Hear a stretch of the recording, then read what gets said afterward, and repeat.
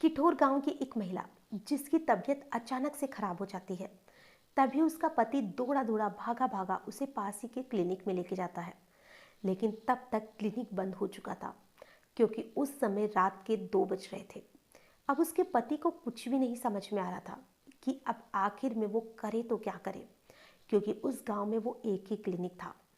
तभी उसकी माँ उससे कहती है कि बेटा तुम इतने ज़्यादा परेशान ना हो, हम इसे गुलफशा के पास लेकर चलते हैं।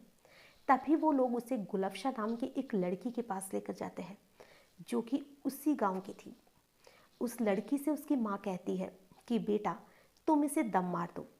दम मारने का मतलब होता है कि कुरान शरीफ की कुछ आयतें होती है जिसे पढ़कर फूंक मारते हैं।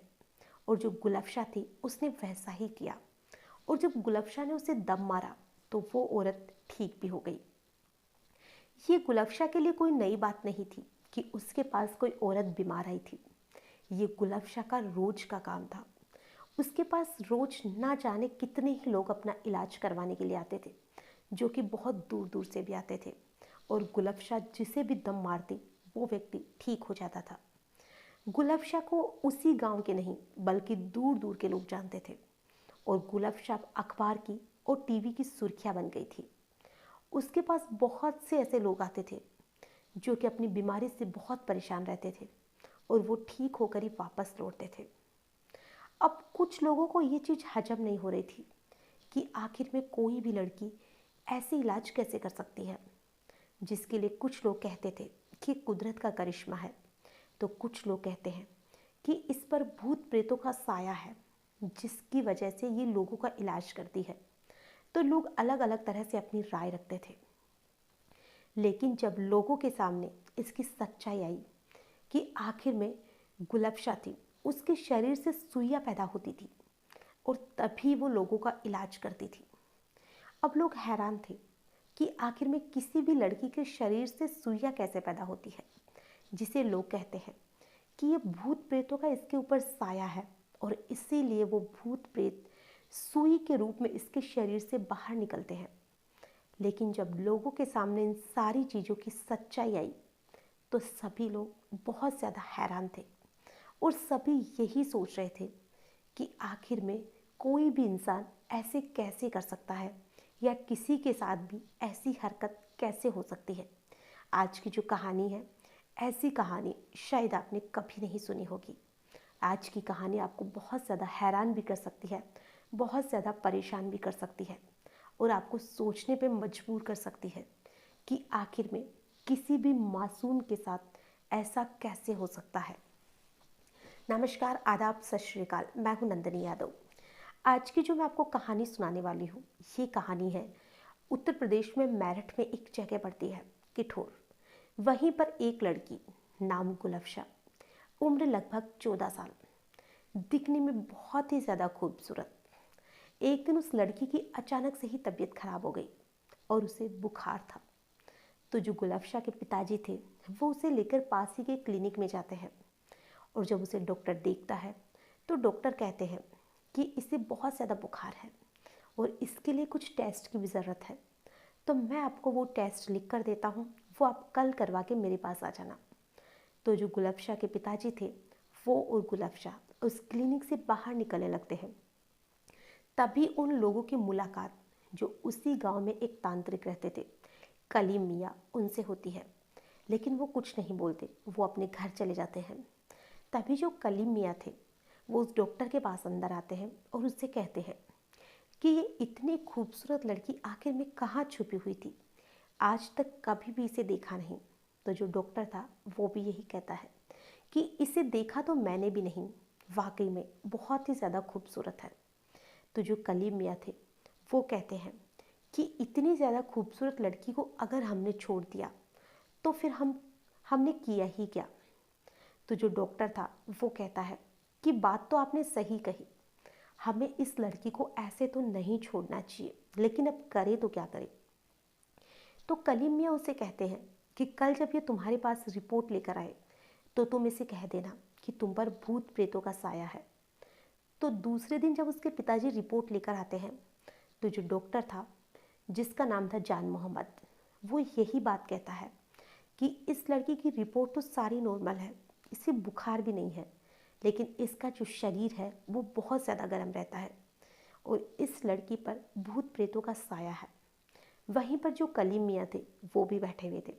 उन्होंने उस लड़की को देखा तो उसके पिताजी ने कहा कि बाबा, आप इस लड़की का इलाज क्यों नहीं कर देते।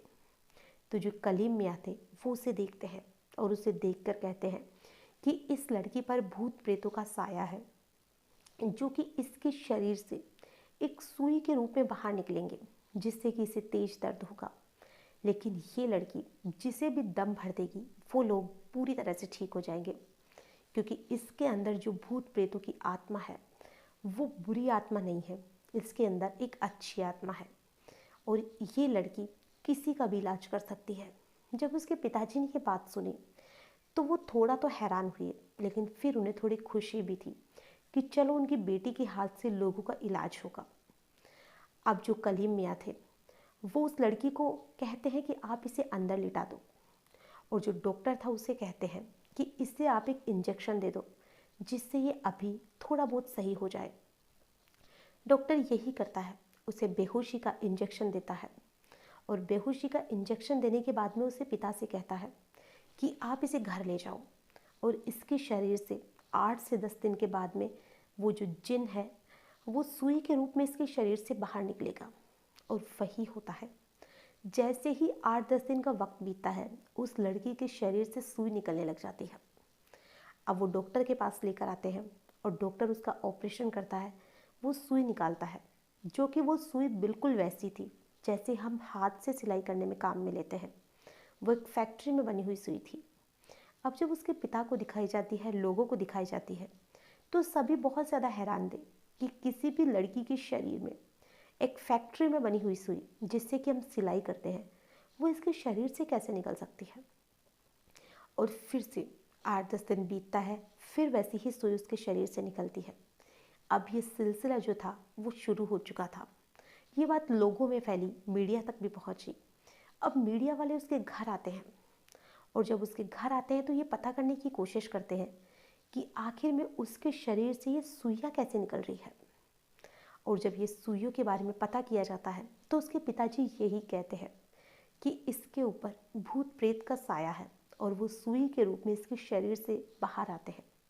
लेकिन ये चीज़ जो मीडिया वाले थे उन्हें भी नहीं हजम हो रही थी, और कुछ लोग उस गांव के भी ऐसे थे जो कि ये सारी चीज़ें मानने को तैयार नहीं थे कि किसी भी लड़की के शरीर से कोई भी भूत प्रेत घुस जाए और वो सुई के रूप में बाहर निकले। तो जो मीडिया वाले थे वो मेरठ के कॉलेज में जाते हैं।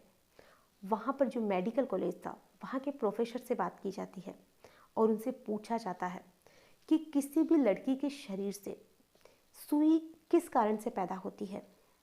तो जो डॉक्टर थे वो कहते हैं कि हम जब तक उस लड़की को देख नहीं लेते हम कुछ भी नहीं कह सकते। तो जो मीडिया वाले थे वो उसके पिताजी से कहते हैं कि एक बार आप हमारी कहने से ही सही, इसे जो अच्छे डॉक्टर है एक बार आप उनसे दिखाइए। पहले तो उसके पिताजी आनाकानी करते हैं, लेकिन जब लोग इस चीज़ का विरोध करने लगते हैं, मीडिया वाले आवाज़ उठाते हैं, तो जो उसके पिताजी थे वो उसे लेकर मेरठ के मेडिकल कॉलेज जाते हैं। और अब उन्हीं लोगों के सामने जब वो डॉक्टर उसका इलाज कर रहे थे, ये पता करने की कोशिश कर रहे थे कि आखिर में इस लड़की को हुआ क्या है, तभी उन लोगों के सामने ही उसके पैर से एक सुई निकल आती है। अब तो ये बात और भी ज़्यादा बढ़ गई कि उन जो लोग उसका इलाज कर रहे थे, जो डॉक्टर उसका इलाज कर रहे थे, उनके सामने भी एक सुई निकल आई। अब ये बात मीडिया में और भी ज़्यादा फैल गई, पुलिस वालों तक भी पहुंची। पुलिस भी अब उस पूरे केस में लग गई कि आखिर में इन सारी चीज़ों के पीछे की सच्चाई क्या है। और जब डॉक्टरों ने उस लड़की का पूरी तरह से चेकअप किया, पूरी तरह से उसका पता करने की कोशिश की कि आखिर में इसके शरीर से सुई कैसे निकलती है, तो डॉक्टरों ने यही कहा कि इसके शरीर से सुई निकलती नहीं है, बल्कि इसके शरीर में पहले सुई डाली जाती है और वही सुई जब 8-10 दिन होते हैं तो वो शरीर में बहुत ज़्यादा तकलीफ देने लग जाती है और वही सुई फिर बाहर निकल जाती है। यही चीज़ इसके साथ काफ़ी समय से हो रही थी, यानी कि 8 महीने से। पहले इसके शरीर में सुई डालते हैं और फिर वही सुई बाहर निकलती है। जब ये बात पुलिस वालों के सामने आती तो पुलिस वाले भी हैरान थे कि कोई ऐसे कैसे कर सकता है। फिर पुलिस वाले उस लड़की के पिताजी के पास जाते हैं और उन्हें जाकर कहते हैं कि आप जो भी पूरी बात है आप हमें विस्तार से बताएं। अब उसके जो पिताजी थे वो सारी बात बताते हैं कि कब उसकी बेटी बीमार हुई थी और कब वो अपनी बेटी को लेकर गांव के ही डॉक्टर जान मोहम्मद के पास गए थे। अब जब पुलिस वाले जान मोहम्मद के पास पहुंचते हैं तो जान मोहम्मद से पुलिस वाले सख्ती से पूछताछ करते हैं कि ये तो हमें पता चल चुका है कि उस लड़की के शरीर में सुई प्रवेश कराई जाती है तभी वो सुई बाहर निकलती है। अब तुम लोग अच्छी तरह से बता दो कि क्यों सुई प्रवेश कराई जाती है, इसका क्या कारण है। अब ये सारी चीज़ें तुम ढंग से मुझे बताना शुरू कर दो। अब जब पुलिस वाले अपना पुलिसिया रवैया दिखाते हैं तो जो जान मोहम्मद था वो कहाँ टिकने वाला था। अब वो शुरू से सारी बात बताना शुरू करता है कि ये लड़की हमें बहुत पसंद आई थी, हम इसके साथ ऐसे तो कुछ कर नहीं सकते थे, इसीलिए इसको हर 8-10 दिन में यहाँ पर हम इसी बहाने से बुला सकते थे कि इसके शरीर से जब भी कोई सुई निकलती थी हम वो सुई निकालते थे और उसे निकालते समय दूसरी सुई उसके शरीर में डाल देते थे और वो सुई उसके पिताजी को दे देते थे कि ये सुई इसके शरीर से निकलती है। हालांकि वो अलग अलग जगह डालते थे वो सुई, जिससे कि उसके शरीर में अलग अलग जगह से सुइयाँ निकलती थी। उस लड़की को पहले बेहोश किया जाता था, फिर ये सुइयाँ उसके शरीर में डाली जाती थी। और ये सारी चीज़ों में जो डॉक्टर जान मोहम्मद था वो कलीम मियाँ और वही एक डॉक्टर जावेद जिसके पास ये सुई लेकर आता था और एक और डॉक्टर, ऐसे कुल मिलाकर 3 डॉक्टर और एक वो तांत्रिक, 4 लोग शामिल थे। और इन लोगों ने इस लड़की के साथ 8 महीने में लगभग 20-25 बार रेप किया और इसके शरीर में ऐसे ही सुइयाँ डालते रहे और ऐसे ही सुइयाँ निकालते रहे। जब ये चीज़ लोगों के सामने आई तो सभी लोग बहुत ज़्यादा हैरान थे कि आखिर में कोई भी व्यक्ति इतनी ज़्यादा घिनौनी हरकत कैसे कर सकता है कि एक तो उस 14 साल की बच्ची के साथ वो 4 लोग रेप करते थे, उसे बेहोशी का इंजेक्शन दिया जाता था, वो दर्द अलग, साथ में उस छोटी बच्ची के शरीर में वो लोग सुइयाँ डालते थे और फिर वही जब उसे बहुत ज़्यादा दर्द होता तो उस सुई को निकालते, फिर उसके शरीर में दूसरी सुई डाल दी जाती। अब आप ये खुद अंदाज़ा लगा सकते हैं कि इन सारी चीज़ों से उस छोटी सी मासूम सी बच्ची ने कितना ज़्यादा दर्द सहा होगा। जब लोगों के सामने ये बात आई तो लोगों में बहुत ज़्यादा गुस्सा था। हालांकि उन सभी को पुलिस ने अरेस्ट कर लिया।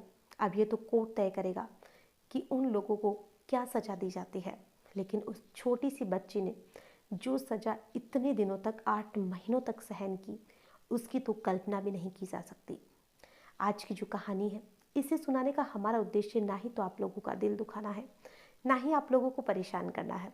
हमारा उद्देश्य बस इतना सा है कि आपके आसपास में जो भी ऐसी घटनाएं होती है इन अंधविश्वास के चक्कर में ना पड़कर जो भी इन सारी चीज़ों के पीछे की सच्चाई है उस पर जाने की कोशिश करें। क्या पता इन अंधविश्वास के चक्कर में कितने ही लोग बलि का बकरा बन जाते हैं। आज की जो कहानी है इसमें बस इतना ही। फिर मिलेंगे ऐसी ही किसी नई घटना के साथ। तब तक के लिए